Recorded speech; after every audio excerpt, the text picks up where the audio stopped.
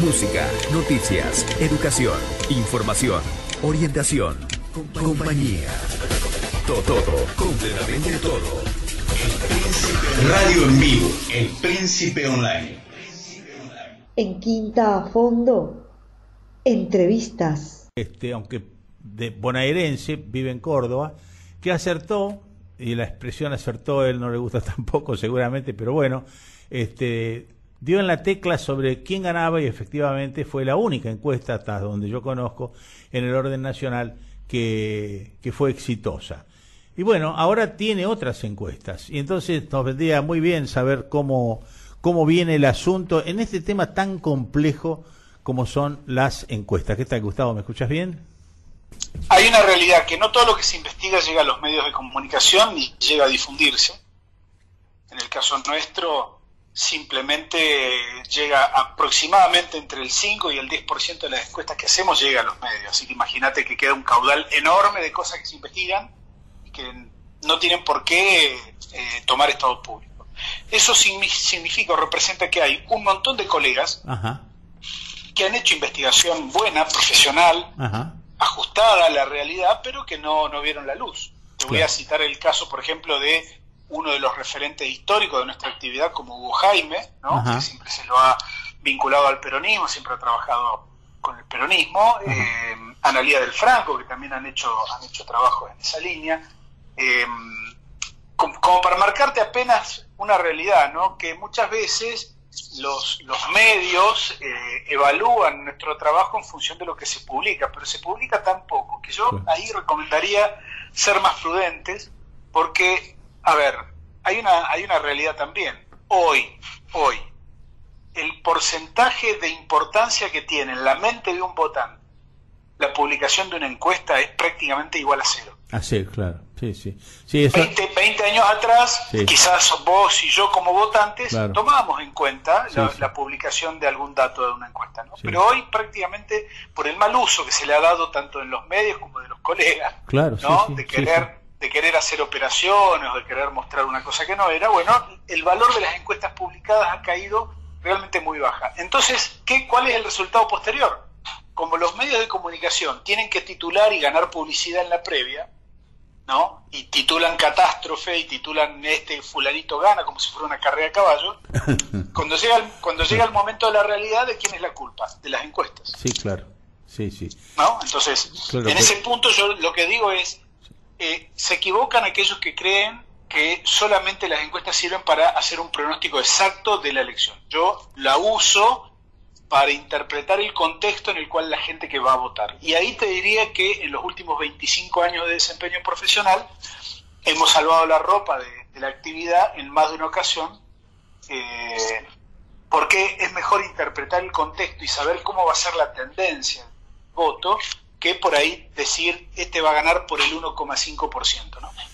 Claro, pero bueno, un poco la actividad de ustedes alimenta esto que vos mismo acabas de decir, ¿no? La prensa, la noción efectista de acertar con un título o todas esas cosas. Pero claro, me interesa, tal como vos lo terminás de explicar, qué es el contexto de una encuesta, y así, si se puede, una especie de fotografía para que la gente de a pie que escucha nuestro programa sepa qué atenerse, sin perjuicio de que por ahí ni siquiera lea los resultados de las encuestas, ¿no?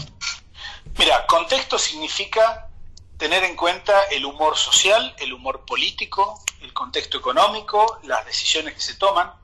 Te voy a dar un ejemplo para que vos entiendas, dos ejemplos para que vos entiendas lo que es marketing y lo que es comunicación política profesional. A ver. El marketing te vende un despegue de la realidad, es algo atemporal que no tiene que ver con el contexto. Por el contrario, la foto, por ejemplo, del pelo del Colorado Santilli, claro, esa es una clara muestra del marketing, ¿no? Donde no toma en cuenta el contexto, donde le importa poco y nada el sentimiento positivo o negativo de la sociedad. No, acá no intervienen las emociones, ¿no? Interviene una característica particular del dirigente. Y esto es muy porteño, ¿no? Por decirlo de alguna manera, porque vos recordarás, y si no, yo te lo voy a recordar, y la gente capaz que también se acuerda, Aníbal Ibarra, que cuando era más joven tenía rulos, su campaña fue un rulo la campaña, es cierto. O Tellerman, cuando fue candidato a jefe de gobierno, usó un afiche donde la ausencia de pelo, su calvicie, era la urna donde iban a votar los porteños. Claro. Es decir, ya lo hemos visto esto, era muy común en los 80, en los 90 se siguió viendo, pero ya es algo tan viejo, tan de modé, porque en general lo que ha cambiado respecto a esa época, que hoy el contexto jerarquiza y manda. ¿Cómo entender esto si no, a ver, uno no puede salir a hablar hoy en contra del contexto, porque el contexto te va a sacudir feo en la cuestión electoral. La idea de tener el contexto del lado tuyo significa tener empatía, saber leer qué es lo que les está pasando a la sociedad, porque imagínate, es lo que, por ejemplo, le puede llegar a pasar a López Murphy, ¿no? Las mismas ideas, nada más que en un hombre más grande de lo que era cuando fue ministro de la Rúa, y sin bigote. Sí. Digo, el contexto ha cambiado, pero el hombre sigue vendiendo exactamente las mismas ideas que tenía cuando lo eyectaron del gobierno por querer aplicar un ajuste totalmente descontextualizado. Imagínate si era desubicado la hipótesis del ajuste en aquel momento, imagínate lo que sería en este momento, ¿no? Sí, sí, sí. Así que bueno, ese es un ejemplo del contexto. Yo creo que la comunicación política profesional es la que de manera profesional investiga, entiende lo que está pasando y trata de adaptar la comunicación a esos sentimientos. Trata de adaptar todas las piezas de la comunicación a ese contexto emocional, contexto social y contexto político de la sociedad. Por ejemplo, Gustavo, sería un ejemplo de uso del concepto del contexto en una encuesta, preguntar, por ejemplo, sobre la inflación. Bueno, eso es un elemento a tener en cuenta. Si vos sabés que la inflación en la Argentina en este momento es el principal tema de preocupación para los argentinos, vos no podés prescindir. No podés anunciar que vas a aumentar el gasto público, por ejemplo. Claro. O que le vas a dar a la maquinita. Quédense tranquilos que nosotros le vamos a dar a la maquinita hasta el fin de los tiempos. Y la gente te va a mirar como diciendo, flaco, ¿en serio me estás diciendo esto? Claro, pero yo te preguntaba, vos como encuestador, ¿no es cierto? Como consultor de la realidad que hacen. Es decir, vos, una pregunta sobre la inflación es la búsqueda del contexto, a eso me estaba refiriendo. Vos estás buscando respuestas en el contexto. A ver, nosotros medimos temas que tienen que ver con la percepción de los liderazgos, el tema de la economía, el tema de si el país está yendo en el rumbo correcto o en el rumbo incorrecto. Es decir, metemos cerca de 20 factores distintos, pero que tienen relevancia, para tratar de hacer este análisis de contexto exhaustivo. Claro. Que no se nos pase ningún detalle, ¿no? Claro. Porque por allí, por el lugar menos pensado, viene la realidad y te desarma todos tus planes. Digo, estamos en una época, Mario Riorda lo sintetiza muy bien en su último libro sobre la crisis, ¿no? Todo el mundo tiene un plan hasta que le meten una piña en la cara. Acá, hoy, la improvisación que hay desde las dirigencias se debe a que están acostumbrados a seguir manuales de marketing en vez de hacer un trabajo profesional.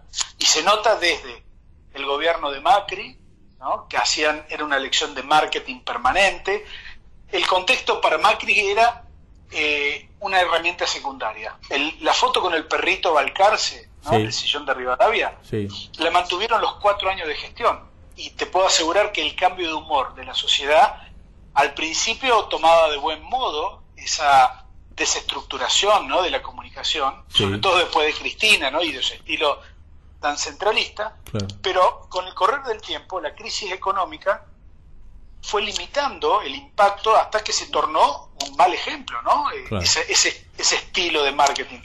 El gobierno nacional de Alberto también tiene algunas dificultades allí. Primero porque él cree que comunica bien. Y a los efectos me remito. Yo creo que hoy una de las principales dificultades que tiene el gobierno nacional es que no logra facturar de manera fehaciente las cosas buenas que hace. Queda como una sensación de que todo lo que hace, aún lo bueno, cae mal en la gente. O sea, tenemos un esquema en los medios de comunicación que instalan una agenda de discusión de una manera deliberada y determinada, y yo no veo una fortaleza del gobierno para discutirle de igual a igual a los grandes medios de comunicación para que al final del día prime un encuadre u otro. ¿Se entiende el punto? Porque creo que ahí está la mayor debilidad del gobierno, ¿no? Claro. Alterna una buena con 20 malas y al final del día queda la sensación de que los Leuco, los Johnny Viale, ¿no? Terminan inclinando la balanza a favor del anti-kirchnerismo, del antiperonismo o del odio, ¿no? Concretamente. Ahí, pasándolo en limpio, sería hablar mal de la cuestión de las vacunas, ¿no es cierto? Ese sería un modo, digamos así, de enfrentar la comunicación. Y lo que no sabe hacer el gobierno es capitalizar, vos dijiste facturar, capitalizar las cosas buenas, como por ejemplo ahora la llegada de las vacunas para los chicos. Eso sería. Sí, exactamente. Porque, mirá, vos tenés una oposición que va cambiando, ¿no? Al principio te decían que no hacían falta, que la cuarentena era mala. Después, cuando se levantó, se flexibilizó, ¿por qué flexibilizan la cuarentena? Criticaban que no hacían falta las vacunas, no hacían falta los barbijos, ahora se enojan porque no llegan las vacunas, que en realidad sí están llegando. Entonces vos te pones a detener y a analizar esto y concluís, ¿no?, de que en realidad no les importa el motivo por el cual ellos critican. Lo que importa es criticar, lo que importa es desgastar, lo que importa es pararse enfrente de cualquier iniciativa del gobierno, no importa si está bien o mal. Claro. Si están usando argumentos verdaderos o argumentos mentirosos. Lo que importa es que el gobierno nacional no se instale, no encuentre seguridad y no avance en una dirección política. Y ahí me parece que es donde estamos hoy parados, ¿no?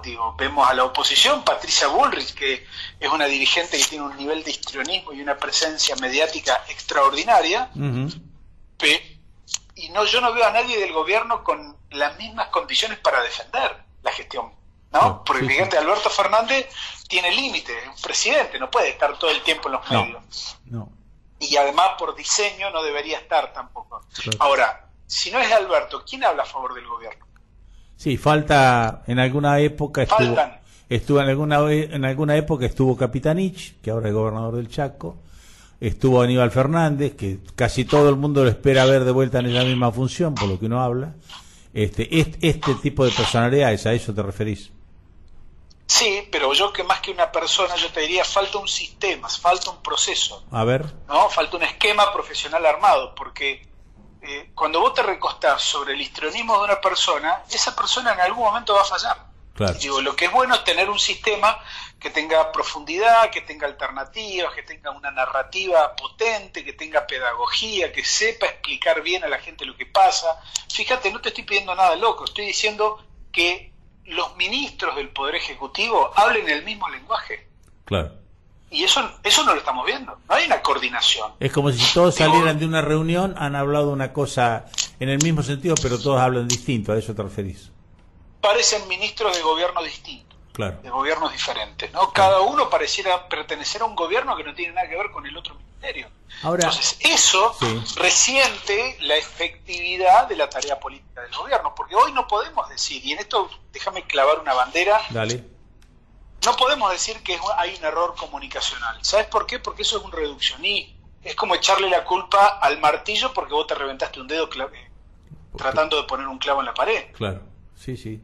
No, la culpa es de la política. ¿No? La culpa nunca la va a tener la comunicación porque las decisiones políticas son las que impactan en la comunicación. Es más, déjame decirte, un mal gobierno no va a ser nunca salvado por una buena comunicación. Claro. Ya no, eso no funciona de esa manera. Claro.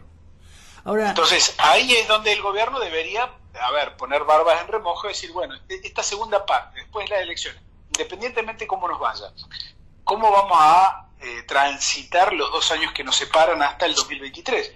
Esa sería una buena pregunta para responder con profesionalismo, con profundidad, con una narrativa, con un mito de gobierno, con un relato que sea común y coherente, ¿no? Ojalá lo puedan hacer. Ahora, es decir, a mí no me sorprende, ¿no? Pero es muy interesante si vos podés, no sé si explicar, es decir, decir cómo es el proceso de convencimiento de una persona que recibe estos mensajes y de pensar por allí que el gobierno está haciendo bien con la vacuna que se termina de poner, piensa mal porque se lo comunican de una manera incorrecta. Así sería. Y por lo menos le generan la duda a los medios de comunicación, claro, y no encuentra del otro lado los argumentos como para seguir sosteniendo su posición. Claro. Es como un clima de opinión artificial. A ver, hay un momento en la historia que es clarísimo. Cuando fuimos a votar a las PASO, ¿no? Sí. que ahí es donde nosotros tuvimos un nivel de protagonismo alto, porque dijimos antes, Cristina le puede ganar a Macri. Claro. Uy, y los medios de comunicación nos pegaron en todos los idiomas. Te mataron. Y dijimos también que en las PASO Alberto Fernández le ganaba a Macri por más de 10 puntos. También un escándalo, ¿no? Sí, sí. Pero ¿qué fue lo que pasó en aquel momento? Había un clima de opinión, yo le denominé cancha inclinada, a favor de Macri, donde todos los medios de comunicación centrales del país, los más importantes, jugaron a favor de Macri. Instalaron la idea de que en las PASO había que ir a definir, porque era la elección más importante de la democracia. Lo había dicho el propio presidente Macri en entrevistas previas a esa elección. Y se creó un clima de nerviosismo y de ansiedad político-electoral que todo el mundo además compró lo que publicaban medios como La Nación, Clarín, que decía que la elección estaba empatada o que Macri podía ganarla. Es más, hubo corridas de bolsa días previos de algunos pícaros que se hicieron algunos miles de millones de pesos con esta información, ¿no? Sí. ¿Y qué fue lo que pasó? Fue al revés. Pero fue además una derrota tan categórica contra Macri que de pronto apareció el país real, perdió por 17 puntos. Claro. Digo, nadie lo tenía en el radar, el tema, salvo, como insisto yo, 3 o 4 consultoras que veníamos midiendo de manera domiciliaria y que teníamos pulso del votante de la Argentina que contrastaba con las usinas que salían de Capital Federal. O sea, ahí el marketing o la influencia, digamos así, política de la publicidad política o de la propaganda política no funcionó, eso sería. Es que el límite es la realidad, ¿no? Claro. Cuando vos la economía te aprieta, y recordemos, pareciera que hoy está tan lejos el gobierno de Macri en el tiempo que nos olvidamos de la cantidad de pymes que cerraron, del default, ¿no? Del endeudamiento a 100 años, los 50.000 millones de dólares que le pidieron al Fondo Monetario, etcétera, etcétera. Digo, en aquel momento eso configuró un escenario tan adverso para Macri que ellos se negaban a analizarlo. Por eso es que intentaron, con herramientas de marketing, torcer la realidad, ¿no? Porque era lo que sabían hacer.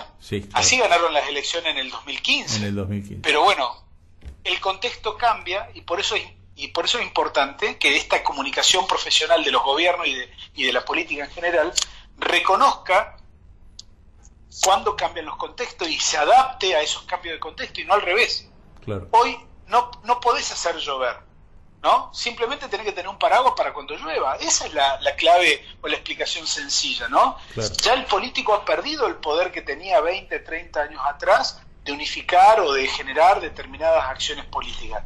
Hoy el poder está mucho más repartido, ya no es tan simple. No es que vos ponés un titular en Clarín y la gente se lo cree. Hoy no se lo cree, pero cuando vos tenés un gobierno que no se sabe defender o que no se defiende y que deja que los medios opositores le instalen permanentemente temas, ejes y denuncias, bueno, ahí sí tenés un problema. A pesar de eso, te digo, esta elección va a ser importante porque vamos a ver de vuelta cómo en algunos lugares las encuestas domiciliarias van a tener mucha mayor precisión que el resto de las encuestas, ¿no? Ahí estás haciendo una diferencia, me parece, o estás partiendo aguas en el modo de hacer la consulta profesional que ustedes hacen con las personas cuando hacen la encuesta.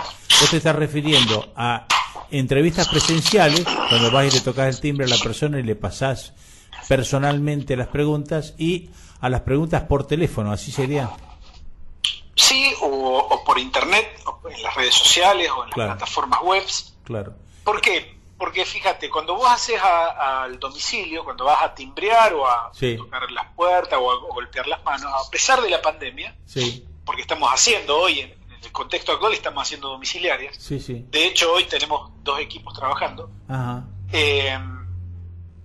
La gente a la cual vos aspirás que te responda es la totalidad de la gente. Por ahí no podés entrar a un barrio cerrado, por allí no podés entrar a una villa miseria o un barrio de emergencia, ¿no? Pero te encontrás con el 90% de la población ahí. Digo, podés llegar al pobre, podés llegar al rico, podés llegar a la clase media, podés llegar a todos los sectores. En cambio, la encuesta telefónica te limita, porque la mitad o más de la mitad de los hogares en la Argentina no tienen teléfono fijo en la casa. Claro. Ahí ya tenés el primer problema. ¿Quiénes son los que tienen teléfono fijo en la casa? Y la clase media, media alta, ¿no? Sí. Entonces, no registrás el voto del pobrerío, no registrás el voto De la juventud, marginal, de los chicos. digo, claro, o del peronismo. Entonces, las muestras terminan siendo objeto de ponderaciones que terminan desajustando los valores. Lo mismo pasa con las encuestas online, que son ultra baratas comparadas con las domiciliarias. Claro.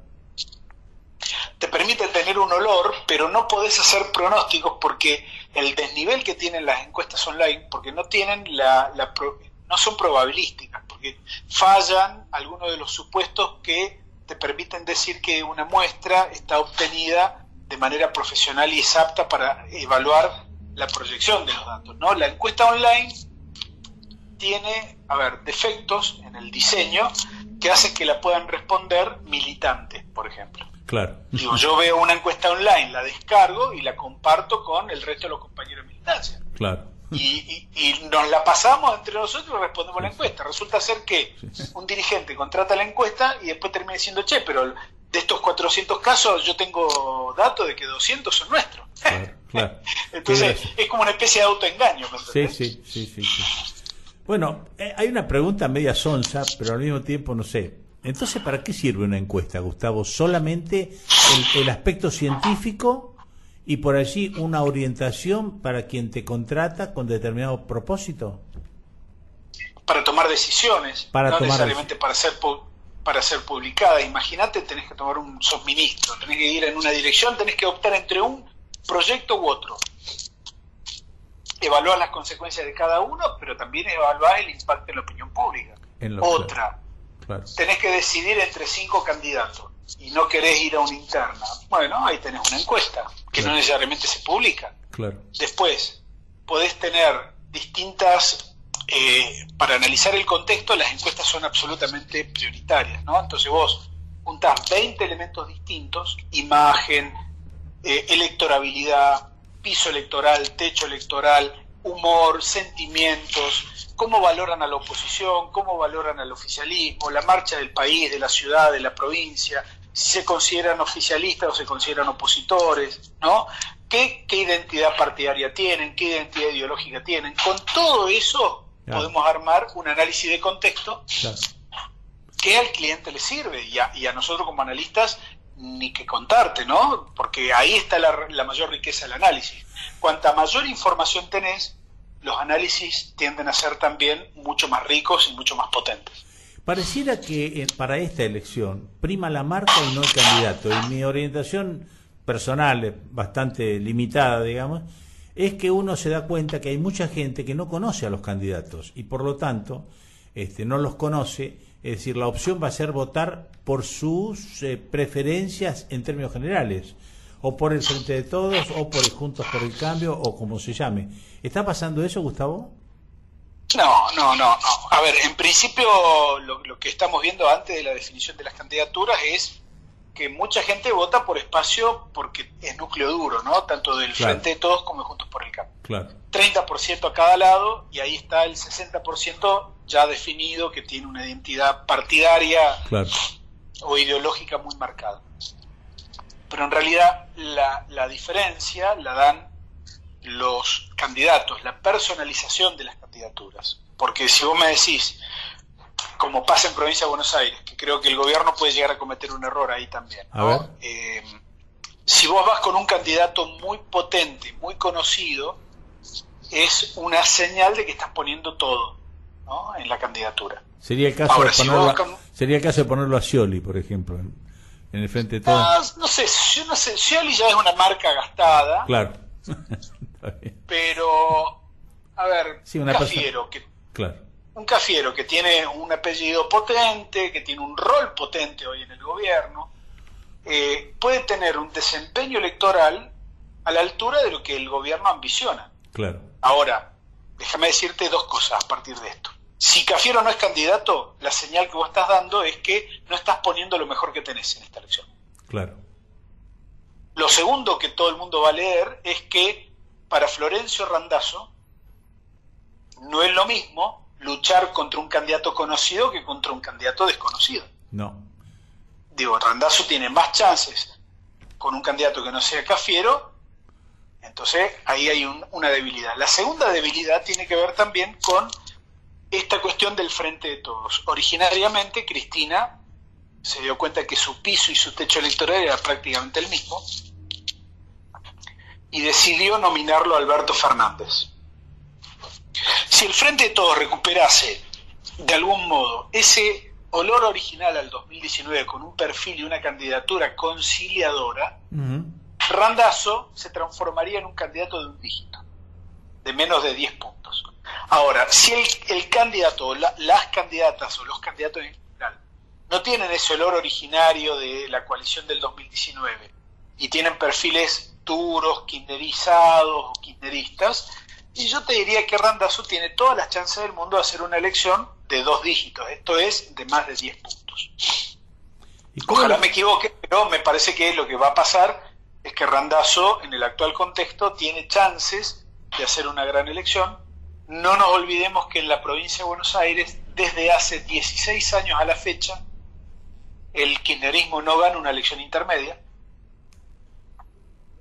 Así que bueno, yo te diría que en este contexto lo extraordinario sería que gane el Frente de Todos la elección en la provincia de Buenos Aires. Lo esperable es que gane la oposición.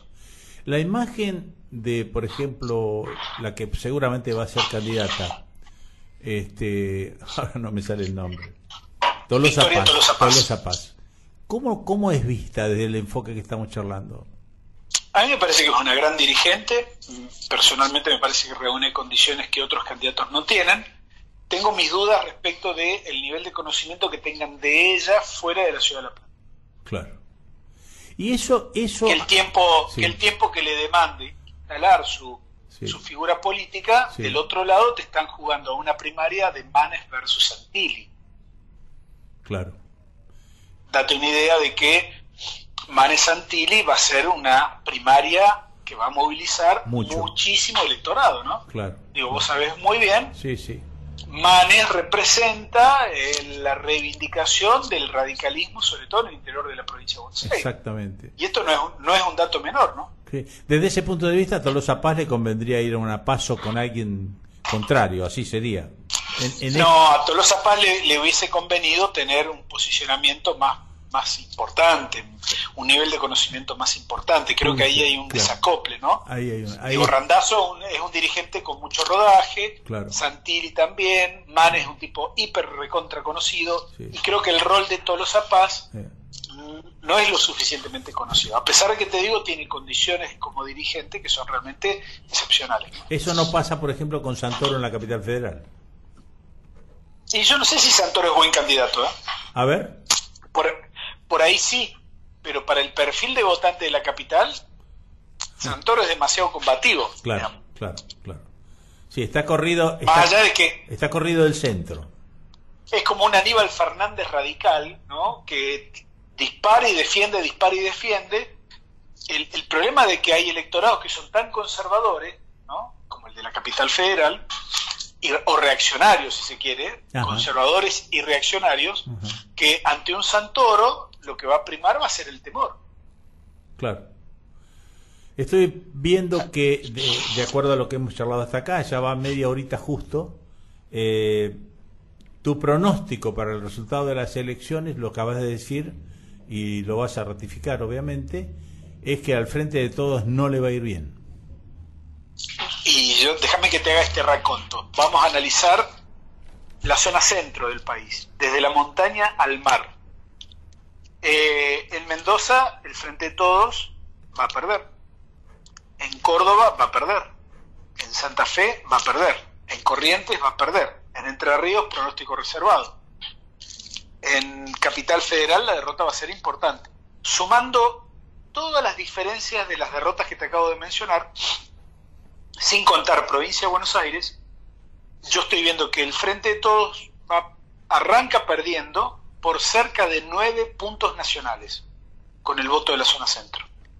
Esto significa que, por ejemplo, en provincia de Buenos Aires, el Frente de Todos está obligado a ganar, que yo ya te dije cuál es, hace 16 años que el kirchnerismo no gana una elección intermedia, en en la provincia, Sí.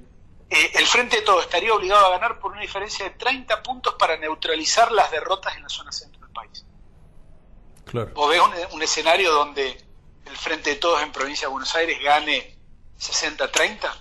No, es muy difícil. Yo no lo veo. Gustavo, Yo no lo veo. ¿Cómo juega en este contexto del resultado que estás marcando el tema de las vacunas? O sea, la persona individual se desentiende de las elecciones aunque le hayan puesto la vacuna. Hay a ver, ¿habría voto vacuna acá? Esto el otro día yo me acordaba. Mirá, entre las cosas que el gobierno no está pudiendo aprovechar o capitalizar adecuadamente, el tema de vacuna. Claro. Digo, hay gente que se vacuna e insulta al gobierno. Es algo realmente Sí. absurdo. Sí, sí. Y la tarea que han hecho los medios opositores al gobierno ha sido muy efectiva, convengamos, ¿no? De militar la antivacuna, militar las vacunas que faltan, que las segundas dosis, que las vacunas se vencen, que las vacunas no sirven. Bueno, fíjate, hay mucha gente que todavía resiste la vacunación. No obstante, la vacuna es un elemento importante, pero no suficiente. ¿Qué significa eso?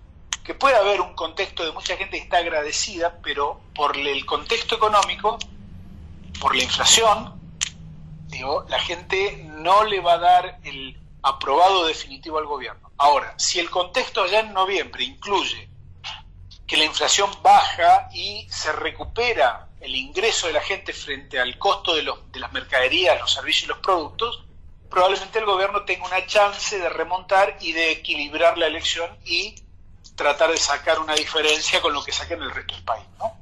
Pero, vuelvo a insistirte, la economía es clave y también la emocionalidad, ¿no?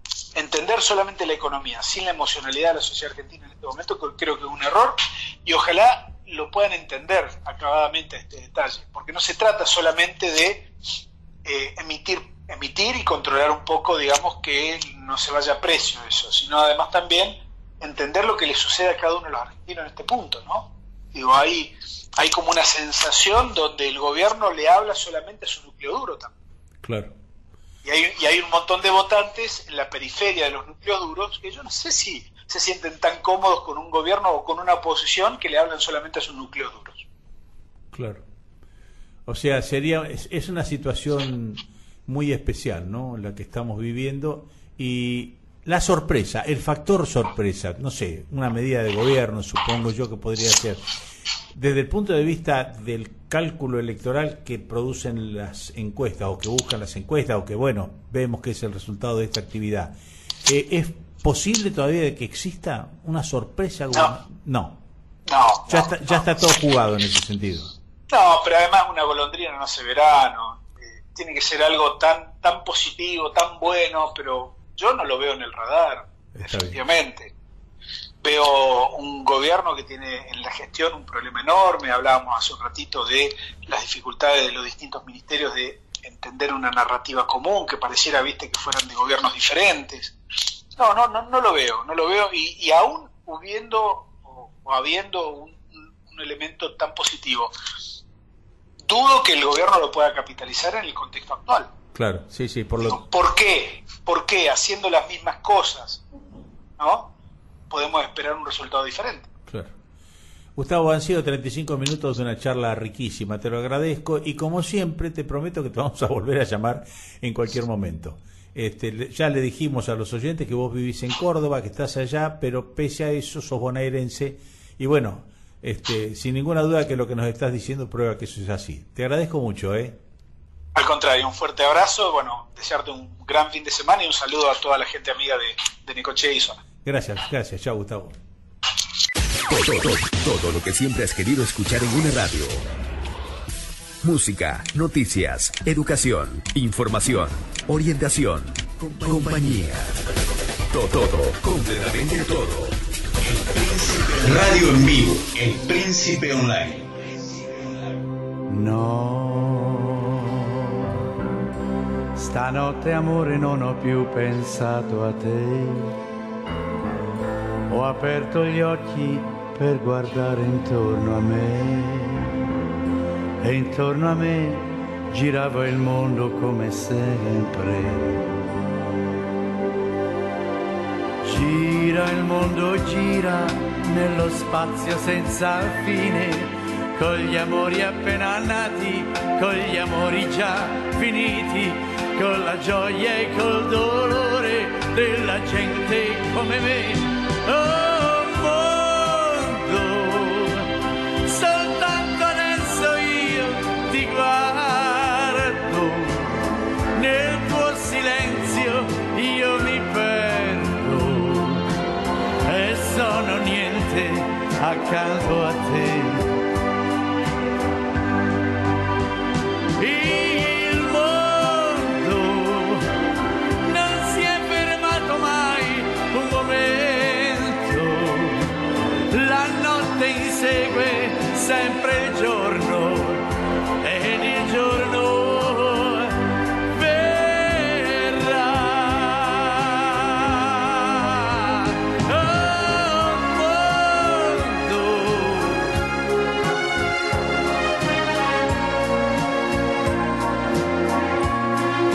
A propósito de la entrevista que recién compartimos con Gustavo Córdoba, que nos dejó un montón de aristas interrogantes. non si è fermato mai un momento, la notte insegue sempre il giorno ed il giorno verrà. La la la la la la la la la la. Verrà.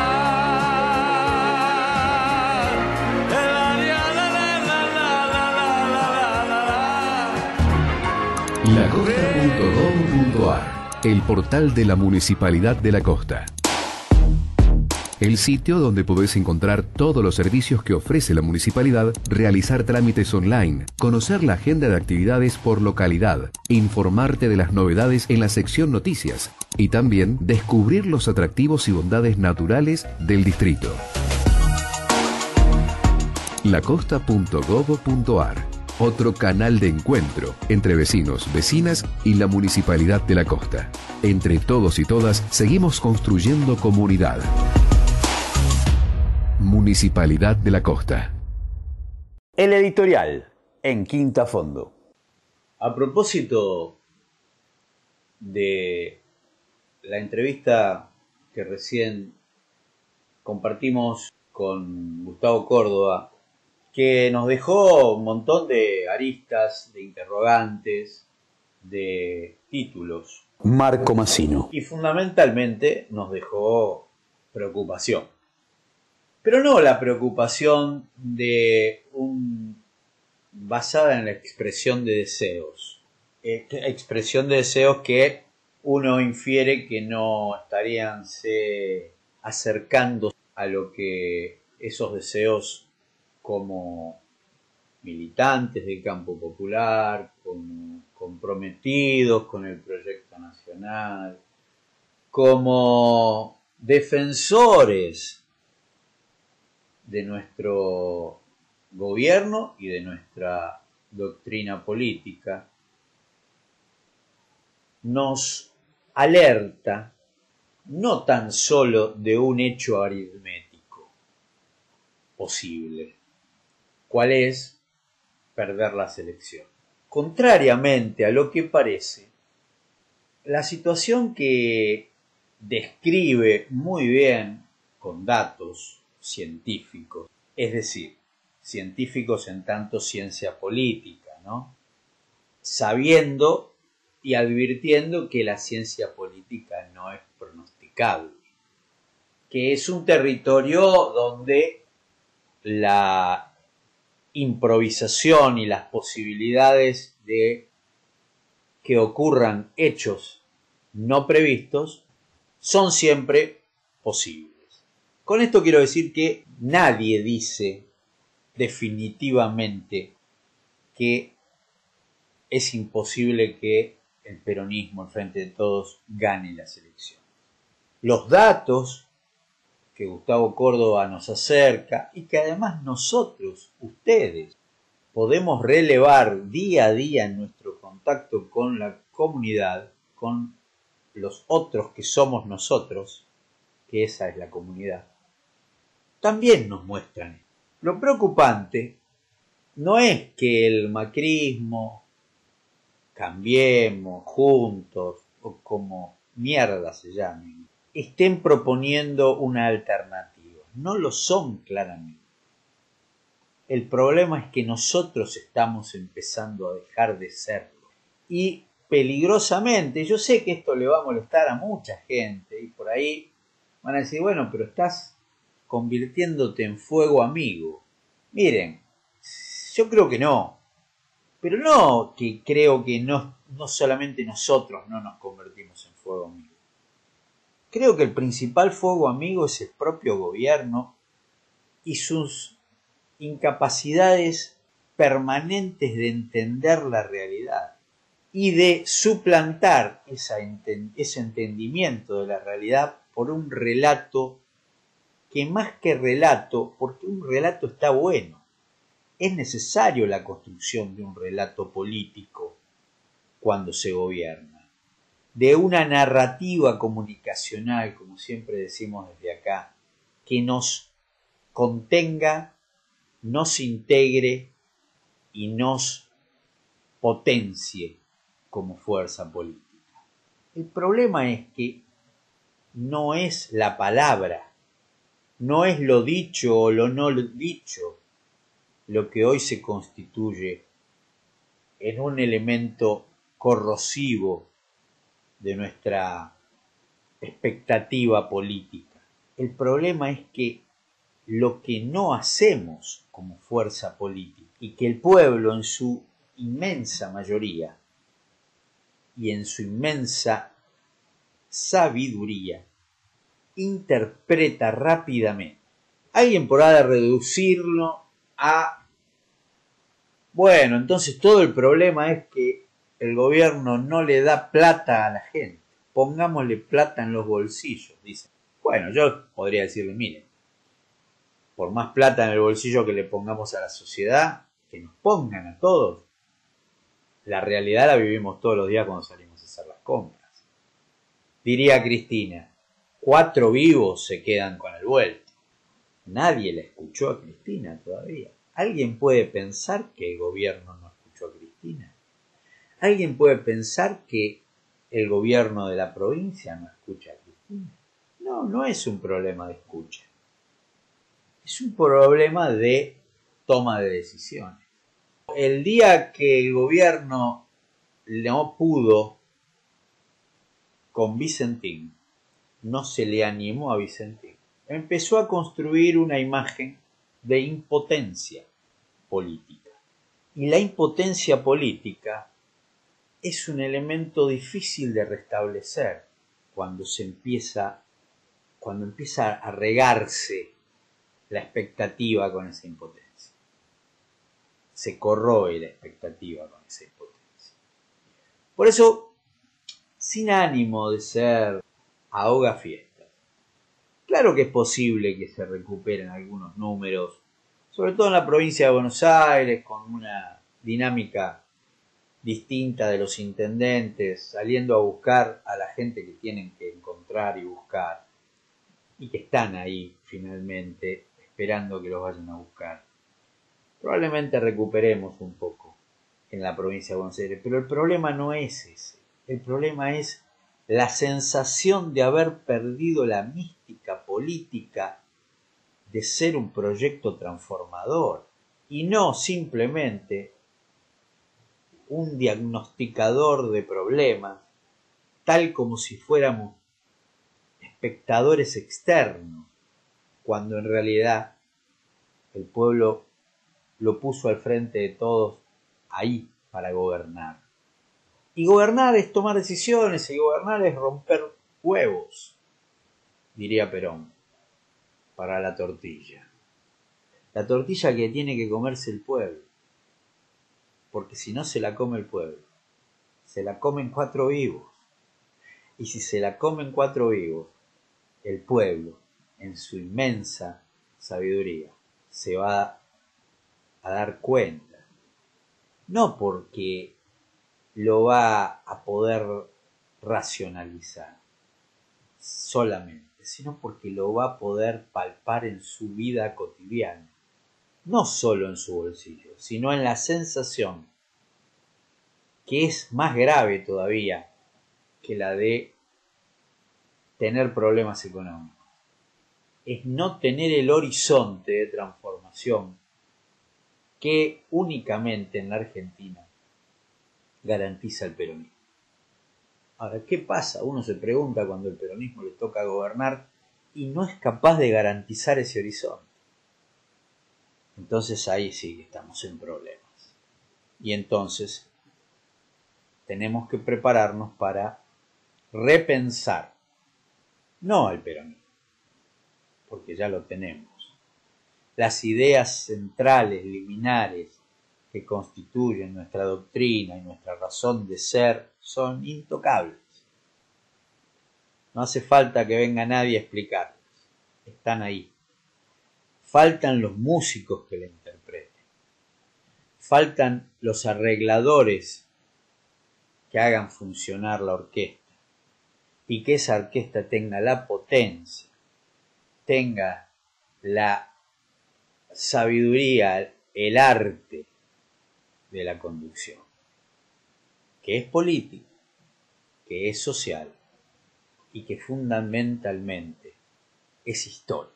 Sabemos que estamos en un momento difícil y tal vez, como decía antes, para terminar, debamos acostumbrarnos a que este momento difícil debamos transitarlo con un gobierno que llegó construyendo la expectativa de transformación, que es la razón de ser del peronismo y del campo nacional y popular, pero que hasta hoy, hasta este momento, no se ha animado a protagonizar esa responsabilidad y ese mandato. Estamos en Quinta Fondo. Mi nombre es Marco Maciel. Gracias por acompañarnos. Quinta a Fondo. No somos neutrales.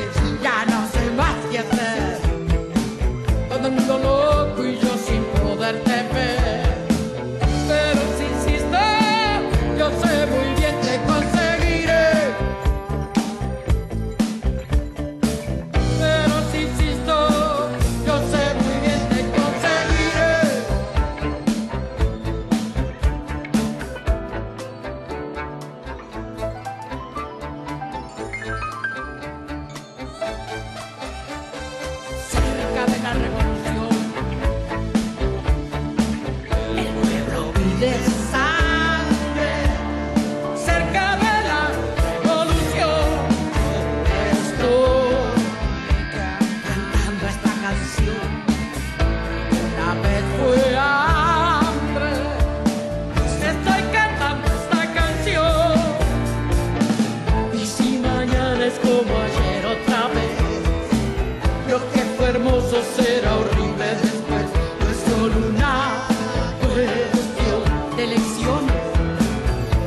este mundo, pero aprende a querer. Pero si insisto, yo sé muy bien que conseguiré. Pero si insisto, yo sé muy bien que conseguiré.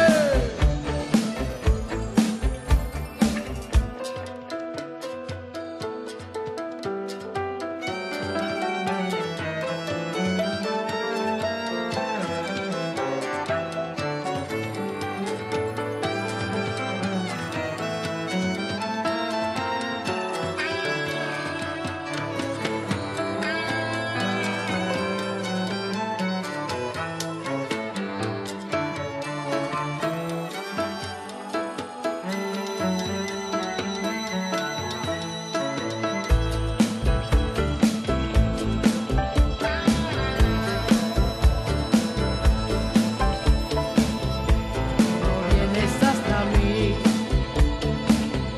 que no puedo amarte, porque no vienes hasta mí, porque no cambias como el sol, eres tan distante, porque no cambias como el sol. Estoy cansado y confundido a la vez.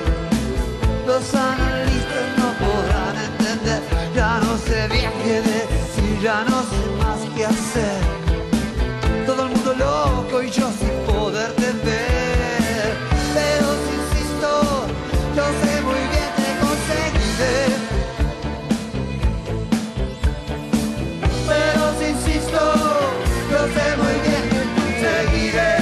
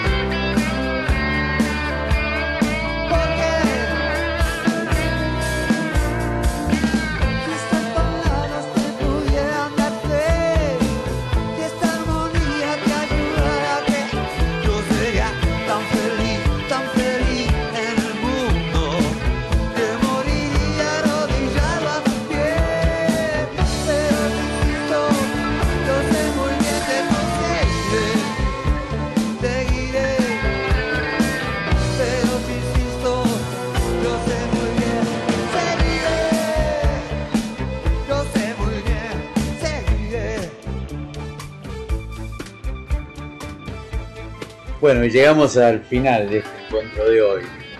Un quinta fondo que lo habíamos pensado distinto y que lo terminamos armando de una manera no convencional,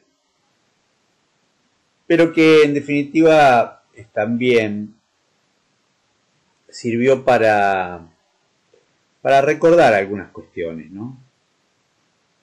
No siempre se trata de huir hacia adelante.